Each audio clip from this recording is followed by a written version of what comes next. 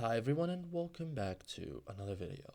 So if your Etsy ads are not spending, it means your ads aren't receiving traffic even though your campaign is active. This usually happens because of visibility, budgets, or listing performance issues rather than technical error. Okay, so in this guide, I will show you step by step how to fix the Etsy ads not spending issue in 2026 correctly and strategically. Okay, you can, for example, confirm Etsy ads are enabled. For example, check campaign status, like go to Shop Manager, select Marketing, and click Etsy ads. Okay, verify ads toggle on, listings selected for advertising, daily budgets active. Okay, and then save changes if needed.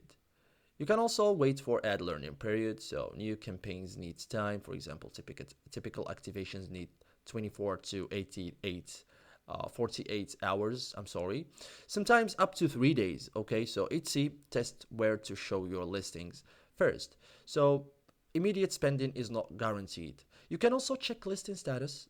So ads will not spend if listings are inactive, expired, sold out, or policy restricted. So fix, like go to listings and ensure advertised items are active.